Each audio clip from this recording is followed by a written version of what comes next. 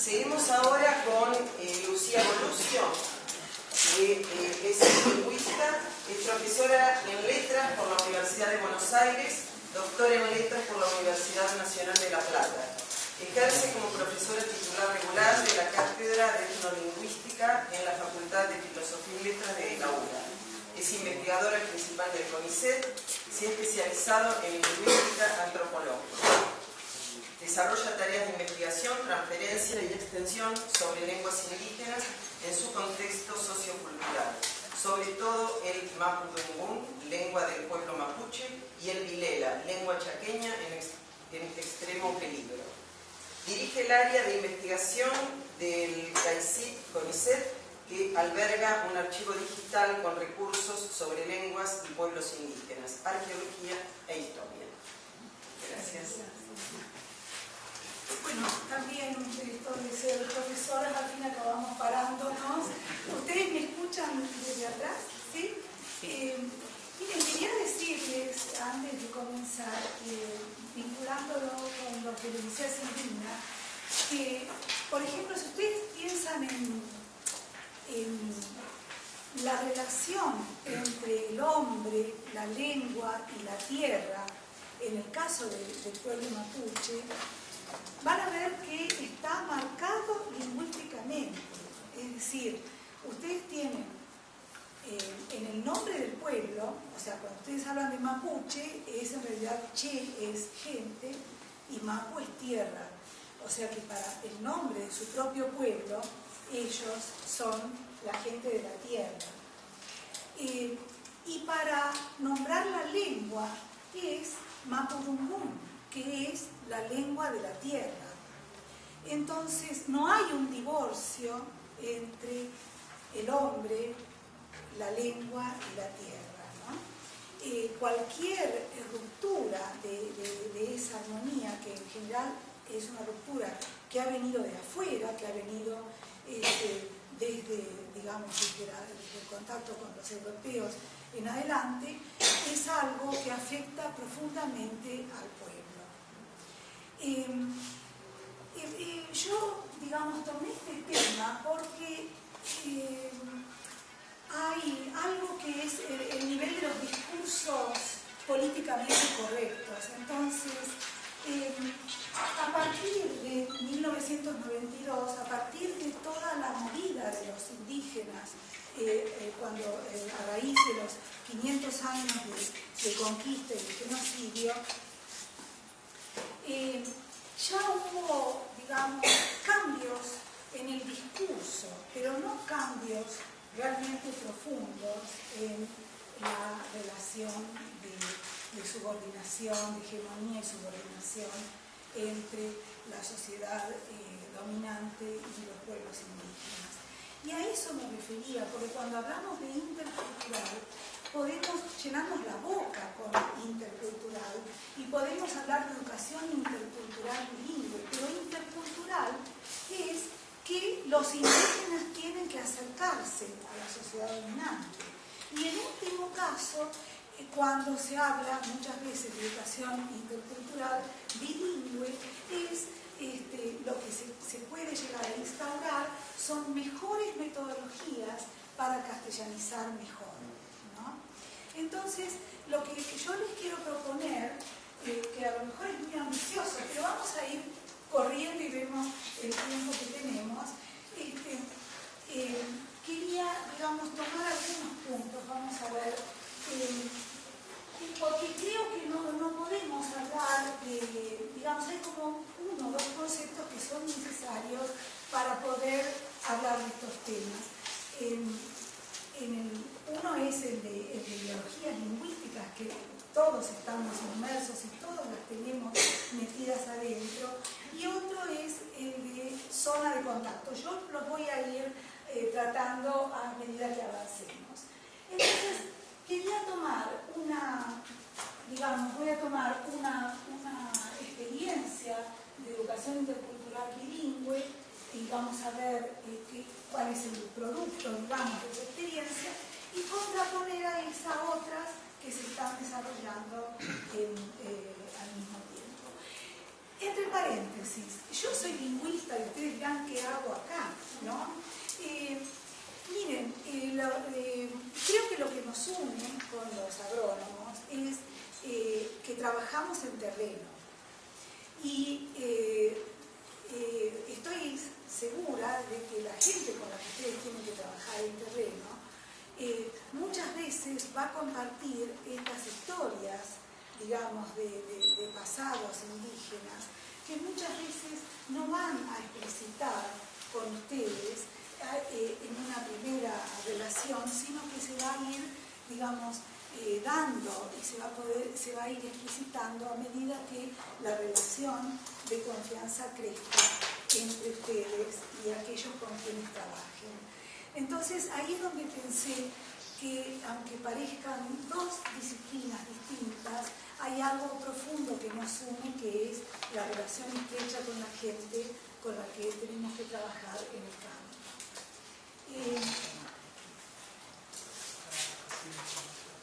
Es muy difícil decir en una sociedad como esta que uno tiene un abuelo indígena.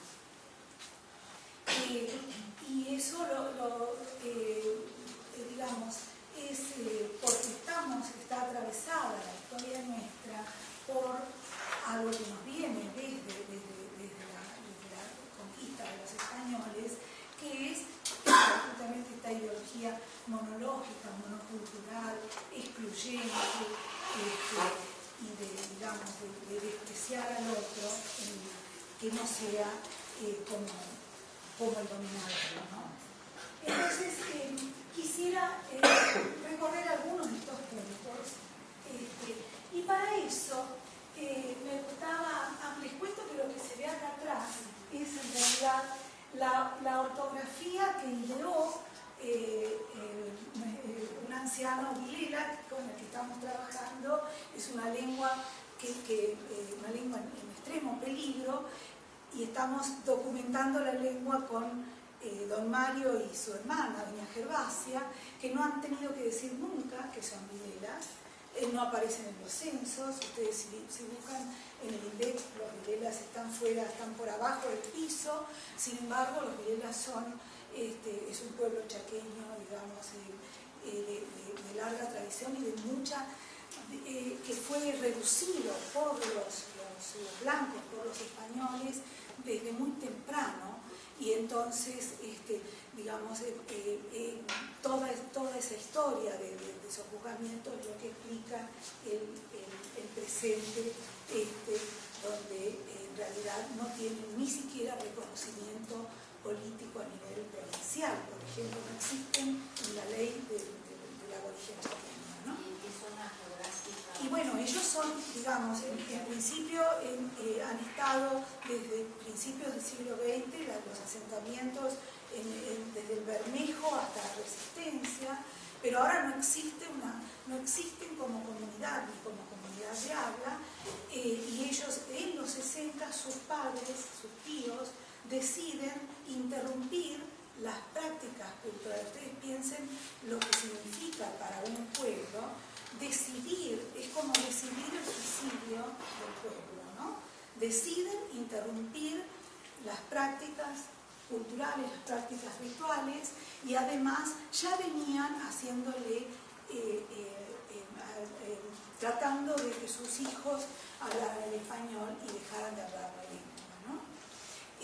Entonces, pero bueno, esa es la escritura que ha desarrollado don Mario para poder contar esta es una presentación personal de él. Les digo porque lo puse en el fondo y ahora, ya que estoy, se los cuento.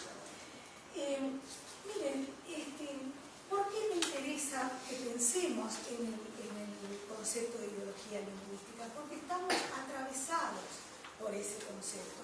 Son representaciones que son explícitas y muchísimas veces son implícitas, y que van, digamos, están entre el lenguaje entre los seres humanos, el lenguaje y la vida social.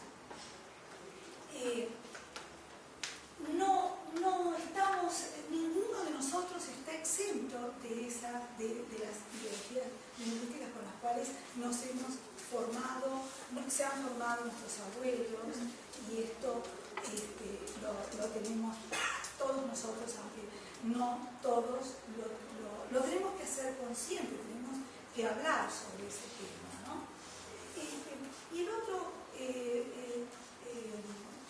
la otra categoría teórica que me gustaría que manejáramos es esta noción de zona de contacto, pensando que desde los encuentros coloniales se han creado este espacio social entre los pueblos dominadores y los pueblos subyugados y las relaciones que se han establecido, que son a esta altura relaciones de siglos, están basadas en condiciones de coerción, de desigualdad y conflicto.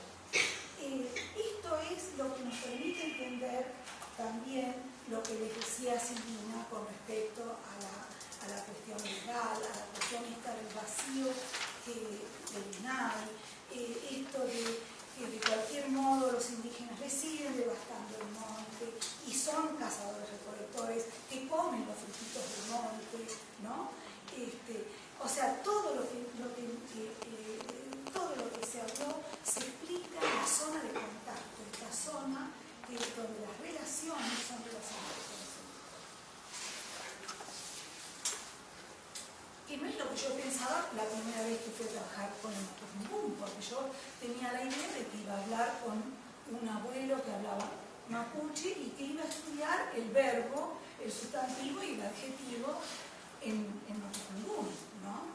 Y no tenía la posición teórica de pensar que estaba yo metiéndome en la zona de contacto. Y eso es lo que pienso que les va a pasar, o que les pasa a ustedes también cuando están en terreno, ¿no? ¿Y qué pasa con la lengua? La lengua es un ámbito privilegiado en el cual se emergen y se ponen en acción estas luchas y resistencias entre las sociedades dominantes y las dominadas. Después veremos, me gustaría que pensemos juntos por qué la lengua, ¿no? ¿Qué es lo que puede tener la lengua de característico, así como sucede con la tierra, para que sean esos núcleos fuertes donde se ponen en acción, emergen estas relaciones, ¿no? Entonces, me gustaría ver que, como nosotros no hemos nacido de un repollo, que veamos cómo nos han influido las ideologías lingüísticas occidentales, las que formaron los estados nacionales en Europa, cómo han influido en la ideología de nuestro Estado nacional cuando se forma, ¿no? Y por un lado ver qué es lo que venía desde España. Dos o tres fragmentos de este trabajo de Nancy Doren, que es una sociolingüista, que me parece que es interesante pensar. Es raro que la gente común sienta temor de usar una lengua vinculada fuertemente a personas o comportamientos religiosos, o que se ve impedida de hacerlo por parte de los custodios de la lengua. Esto va a suceder, es muy común en el caso de una lengua que está asociada con la baja estima de sus hablantes. Entonces hay lengua, digamos, con baja estima, ustedes tienen que pensar que va a estar asociada con un pueblo que está menospreciado en una situación de una sociedad nacional. Nadie va a despreciar su propia lengua si no se la desprecia, ¿no? Y entonces allí los padres pueden tomar esa decisión. En el caso yo he hablado con mapuches que dicen, yo traté, además en la escuela le decían, no le hablen la lengua al chico, porque no va a aprender español, no va a aprender castellano, que no es verdad, porque, bueno, a ver, hagamos un paréntesis. Piensen ustedes en una lengua indígena pareciera que ocupa lugar. Y que lo que tiene que hacer, entonces el maestro, el padre, es extirpar esa lengua del chico con una lobotomía y ahí va a poder aprender el español.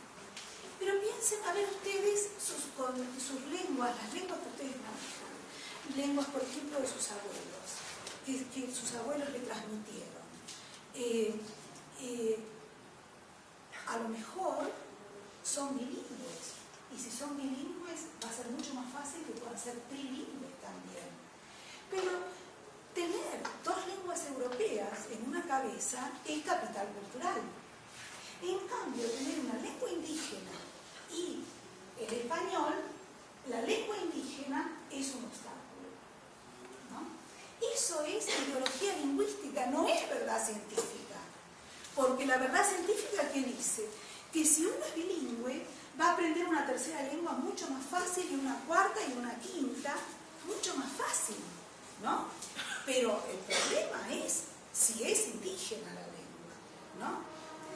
O, por ejemplo, incluso dentro de las lenguas europeas, nosotros, que somos nietos de calabreses, de la Bassa Italia, ¿no? Nuestros abuelos a nosotros nos hablaban en español. Y a lo mejor gente de otras naciones de Europa o incluso de otras regiones de Italia han conservado su lengua. Porque no es lo mismo hablar el italiano de Toscana que hablar el dialecto de Calabria o de Sicilia. Sigue siendo así en Italia, ¿no? Y sigue siendo así en Francia. No es lo mismo, hay que, digamos, el bretón hay que destruirlo, el occitano hay que destruirlo porque lo que vale es el francés de París. Y eso es nada más que el que ganó la guerra, eso es San Luis, ¿se dan cuenta? No es una verdad científica, ¿no? Entonces lo que vamos a ver, creo que lo puse en alguna otra de las pantallas, es un sociolingüista de los primeros que habla sobre estos temas, que dice, una lengua es un dialecto con un ejército, ¿no?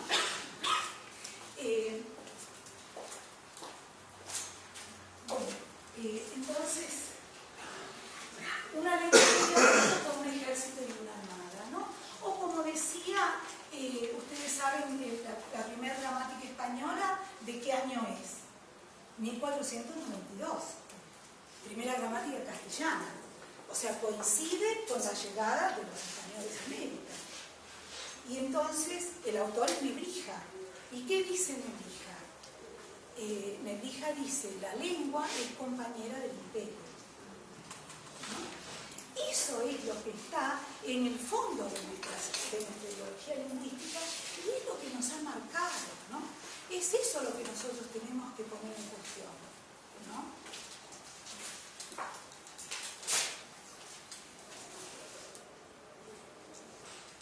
Y la noción de lengua estándar, ¿no? ¿Quién dice que una lengua, ustedes van a oír, por ejemplo, del español, el español estándar, y los otros son dialectos? ¿Y quién dice que ese es el español estándar?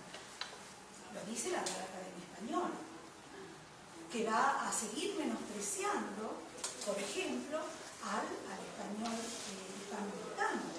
O sea, que puede decirle una colega mía, lingüista, que manda un artículo para publicar en una revista de España, puede devolverle el artículo y decirle, escriba en español. Y eso es siglo XXI, no le estoy hablando de la época de Nebrija, ¿no? Esas son ideologías lingüísticas.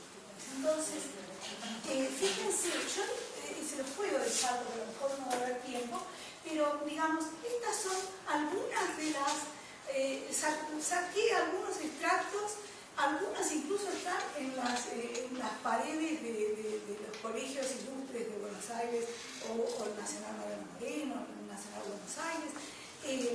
La gente, la generación del 80, diciendo, es necesario y ante todo conservar informe la unidad superior y fundamental del idioma castellano, ¿ven? Oponiendo su tipo gloriosamente conocido en el mundo a las tendencia por algunos manifestados de que va a permitir los dialectos regionales. ¿Ven? Y eso no es solo entonces contra las lenguas indígenas, sino también tratar de despreciar a los dialectos regionales. Que alguien tenga que olvidar su acento santiagueño o cordobés, ¿no?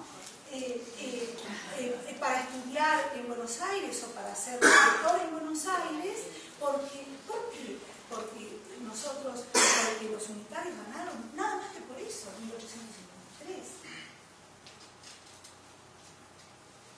Bueno, eso entonces agravado es la situación de las lenguas indígenas. Y hay muchas de estas cosas, ¿ven? Tan puro y tan vigoroso en sus raíces seculares, o sea, siempre eso de lo secular, la raíz, ¿no? Eso de buscar la genealogía, la pertenencia, en el fondo, y excluir a todo el que no tiene que ver con esa raíz, ¿no? Muy bien, pero esto llega ahora, Rojas 1922, y acá Rojas, ¿contra quién se la agarra? Contra los inmigrantes. ¿Ven? Entonces allí uno ve las aceras llenas de letreros en francés, en inglés, en alemán, ¿no? Los comerciantes, pero vienen a hacer su granjería en nuestro territorio, así habla de los inmigrantes, ¿no? Y ahí se ve. Entonces, fíjense que estas ideologías occidentales están presentes, la ideología del desprecio, ¿no? La ignorancia sobre la complejidad y la agresividad de las lenguas indígenas. No hay lengua indígena, es un universal, no hay lengua indígena que no tenga literatura oral. Lo que pasa es que nunca van a ser premio Nobel, ¿no?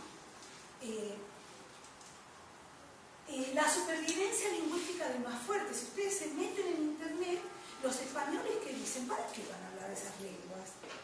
Que pasan directamente a hablar el español, ¿no? Hay una cuestión de argumento, como si las lenguas europeas fueran superiores y por eso sobreviven. No, sobreviven por el ejército y la armada, ¿no? Y el bilingüismo es oneroso, mejor sacarlo, ¿no? Mejor sacarlo. Trae gasto además.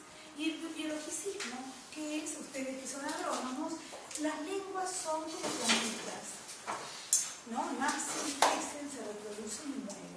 Y eso no es así, no son plantitas, son procesos históricos, son productos de siglos de desarrollo de un pueblo. Entonces, si mueren por una de estas circunstancias.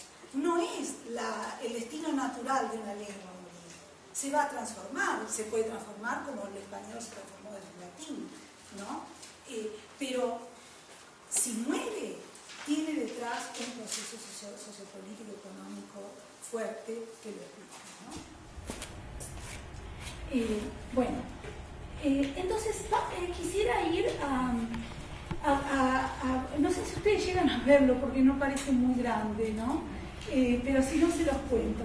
Esta es son algunos fragmentos de un análisis que hizo una antropóloga sobre una experiencia de educación intercultural bilingüe con niños mocovíes en Santa Fe, ¿no? Entonces, es una escuela intercultural bilingüe. Y los líderes están muy contentos de que esté la escuela. Por eso decíamos lo de los discursos post-1992. Ellos es un logro que esté la escuela. Pero fíjense los contenidos que proponen para estudiar la cultura mocoví, la escuela. Si les puedo leer alguno. Bueno, árbol genealógico, mitos, leyendas, todo es, digamos, de hace 5 siglos. Cuando los niños están yendo, son niños actuales, ¿no? Con padres actuales que son los padres idóneos, ahí se los ponen, lo sientan como están ustedes, como alumnitos o los padres, en vez de estar al lado de la maestra. Y todos los verbos están en pasado. Las clases son todos niños mocovíes y sin embargo dicen, ¿cómo vivían? ¿Cómo cazaban? ¿Cómo? ¿Ven? No hay nada, ningún verbo en presente, ni mucho menos en futuro, ¿no? El arco y la flecha, o sea, el estereotipo total. Y les quiero mostrar cómo vamos, me quedan 5 minutos. Miren, esto es un afiche, porque el problema es cuando las ideologías se interiorizan en los propios niños. Este es un afiche hecho por niños del grado y ellos mismos representan al aborigen como un Zeus. Le ponen taparrabo y pluma. ¿Se dan cuenta? O sea, eso es para festejar el Día del Aborigen. Y quiero mostrarles algo todavía más peligroso. María Helemeyer, que es esta antropóloga, hizo un trabajo de campo de años. Entonces tomó un momento previo a la Escuela Intercultural Bilingüe y un momento posterior. Y como ella es artista, lo que hizo es la cultura visual de los niños mocovíes. O sea, lo que analizó son las pinturas de los niños mocovíes. Entonces, en mocoví es muy importante la noción de camino. Entonces, si ustedes ven, esto es la pintura hecha por un niño, podría estar en el Museo de Bellas Artes, fíjense los colores, la distribución del espacio, y el camino, ¿ven?, une todas las casitas de la comunidad. Pero después llegó la escuela. Entonces, cuando tienen que hacer la comunidad, esto es, por ejemplo, 2005, ¿no? La próxima ya es 2008, cuando ya está la escuela intercultural bilingüe, el logro de los indígenas. Esta es la comunidad, hecha por niños del 2008-2009. Las casitas en un renglón y numeradas, 1, 2, 3, 4.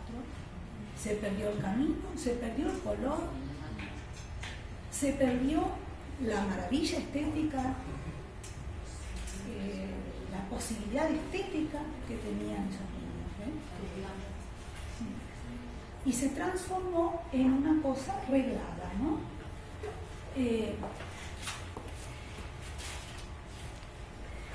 Entonces, hay algunas estrategias que en realidad yo creo que siguen contrabandeando la inequidad social. Por eso es que yo pensé en este tema, ¿no? Porque son estrategias y muchas veces son implícitas y muchas veces están como tenemos que pensar el concepto de hegemonía, están ya interiorizadas también en los propios miembros de las comunidades, ¿no? Entonces, fíjense, yo creo que hay que pensar en esto, la folclorización, la reificación. Lo que hay es, digamos, la negación de la historia, de la posibilidad de ser sujetos de la historia, ¿no?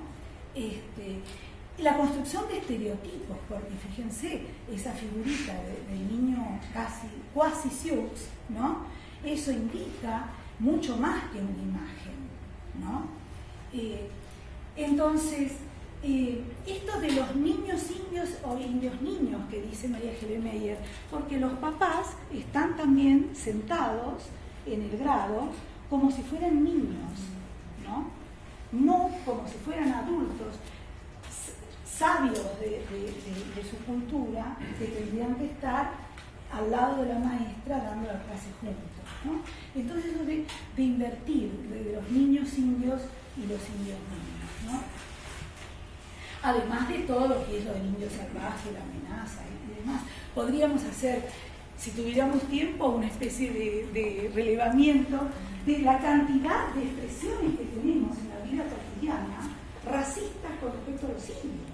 Che, sos indio, vos que no cerraste la puerta. ¿No? Al chico, sos indio, vos no te peinaste. De ese tipo de cosas, muchísimas, ¿no? Entonces, con todo eso forma parte de la vida cotidiana, ¿no? Ahora, ¿qué hace entonces? Y ahí esto es lo que yo les quiero decir que puede pasarles a ustedes en el terreno. ¿Qué hacen las sociedades dominadas para poder expresar lo que ellos piensan? Tienen que usar, desde el punto de vista discursivo, tienen que buscar estrategias, por ejemplo, la indirección, ¿no? O sea, lo van a decir lo que piensen de lo que estamos haciendo nosotros cuando estamos en el campo, pero lo van muchas veces a decir indirectamente, o se lo van a atribuir a: me dijo mi marido que en realidad lo que usted está, no sé, viviendo en el campo no es así, o qué sé yo, ¿no? Pero tratar de, lo van a decir, pero de maneras indirectas, ¿no? O van a tratar lingüísticamente de excluir, en el caso del investigador, por ejemplo, en mapuche se puede hacer perfecto, porque el mapuche tiene género dual, o sea, yo tengo una forma especial para decir yo y vos cantamos, yo y vos, ¿no? Y tengo el pronombre, que quiere decir yo y vos, ¿no? Entonces, cuando quieren excluir al investigador, porque el investigador los está conectando, porque les está tratando de sacar esa información, entonces lo que hacen, tenemos pruebas preciosas de eso, es usan el dual. Entonces el investigador va quedando afuera, porque todos los verbos, todos los pronombres, todos es nosotros dos. Y el investigador se va descolocando porque no está dentro de eso, porque nosotros dos son las dos señoras mapuches que están chismoseando, por ejemplo, ¿no? Ese, por ejemplo, puede ser también una estrategia. Y para lo legal es maravilloso la manera de apropiarse del género exclusivo, presentación, digamos, legal o lo que sea, usarla muy bien, o una ponencia hecha por, digamos, dos líderes mapuches, donde pueden ejercer, conocen el género ponencia, ¿no? Pero, por ejemplo, ponen el título solo mapuche y no lo traducen nunca. Y entonces, ¿qué dice, por ejemplo, el título? Recuerdo uno, dice: la tierra todavía sigue hablando. Ese título no se tradujo en ningún momento, ¿no? Pero ellas desarrollaron toda su ponencia, ¿no? O terminar una presentación ante el INAI poniendo peucaliar, que quiere decir nos vamos a volver a ver, y el grito de guerra. Si todo va bien, peucaliar. Si todo va mal, vamos a la guerra. Pero esas dos expresiones no se traducen, ¿no? O sea, juegan con la lengua, excluyendo e incluyendo al otro, ¿no?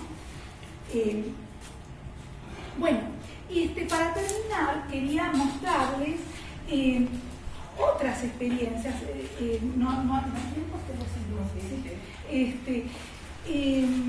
Miren, sobre todo quería, porque, digamos, por un lado yo había empezado pensando en estos de los discursos de estos post-1992 que parecen, pero no son, ¿no? Parecen progresistas, pero son igualmente racistas, ¿no?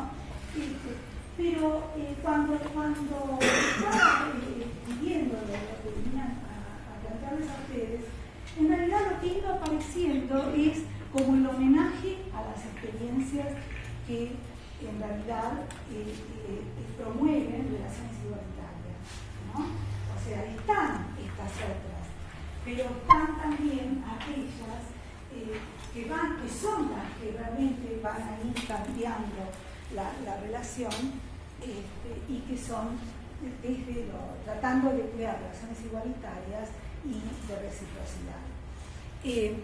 Y sobre todo quería ver, hay una experiencia del Chaco, que es la que se hizo en Sausalito, que es de, digamos, desde los años 70 a la actualidad. Bueno, perdón, pero acá me metí con los antropólogos porque me parece que es muy importante tener presente para el trabajo nuestro y de ustedes el concepto de reciprocidad que está tan presente en el pueblo andino, porque eso es lo que permite cambiar las relaciones, ¿no? O sea, pensar, digamos, en el intercambio de dones, de dar y recibir, y dar, recibir y devolver. Es en el devolver donde realmente se crea la relación igualitaria, ¿no? Entonces, esto que, digamos, está tratado desde los antropólogos clásicos, ¿no? Y que se ve en los pueblos andinos, me parece que es lo que nos sirve como base para poder plantear otra relación. Les voy a contar, básicamente, esta experiencia del Sausalito. No sé si ustedes conocen el Chaco, el Impenetrable, seguro que conocen, años 70, en esos momentos no había escuela, niños monolingües, madres que no tenían ninguna inserción en el trabajo, padres con el obraje. Entonces llega un grupo que viene de la doctrina social de la Iglesia, o sea, es la gente que va a los 70, digamos, como comprometidos con la acción por los pobres, y se encuentra con esta situación. Miren el primer censo. Menores de 6 años, 48, de 6 a 12, 54, de 13 a 20, 26, 21 a 30, 28, 31 a 40, 33, y desde 41 hasta los 70, fíjense, 12, 6 y 2. Eso es, digamos, en ese momento, años 70, 71, la situación de salud de los Wichí de Sausalito. ¿Y qué pasaba con la escuela? Un solo señor que había llegado a segundo grado y otro que llegó a cuarto. Lo demás, fracaso escolar total.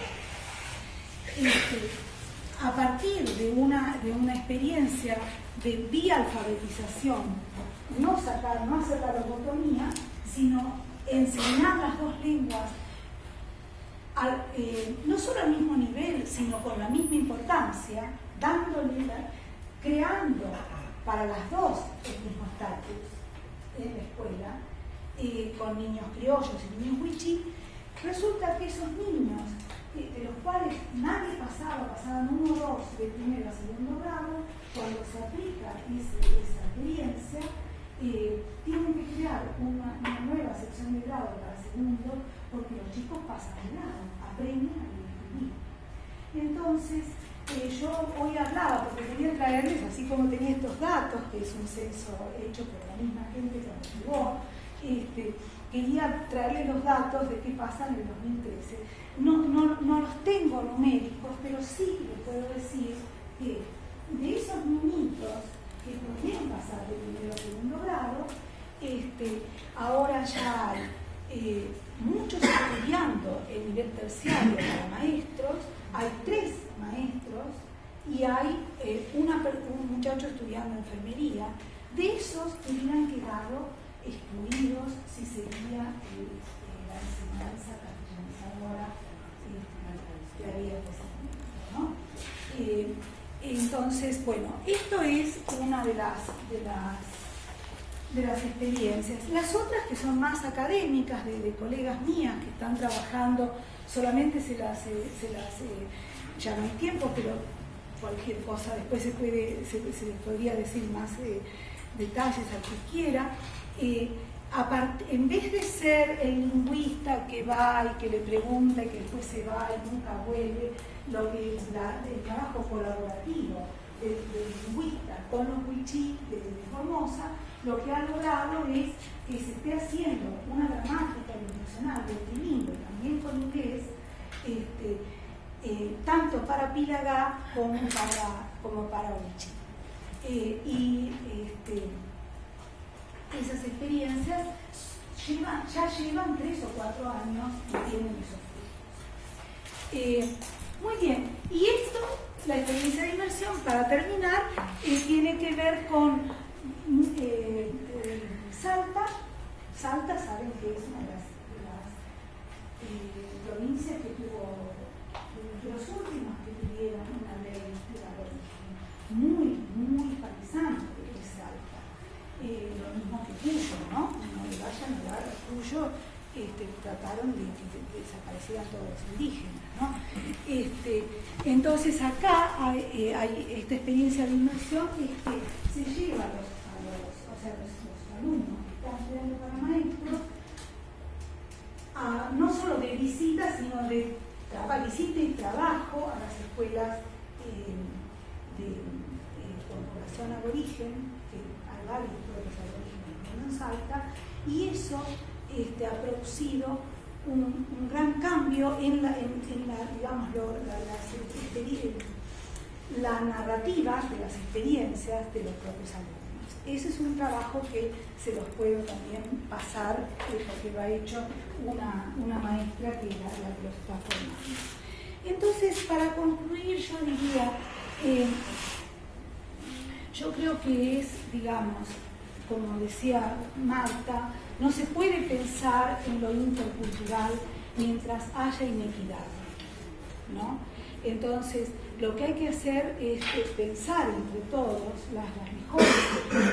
los mejores modos de ir estableciendo relaciones más igualitarias, y para mí tiene que estar basado en la reciprocidad.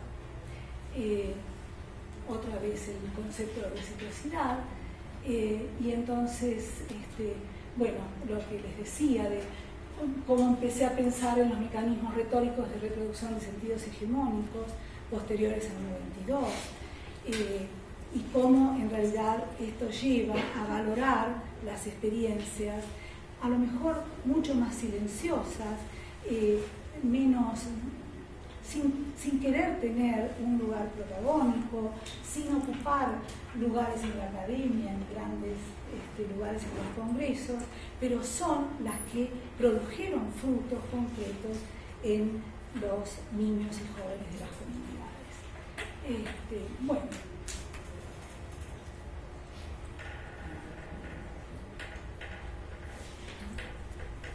Ya está.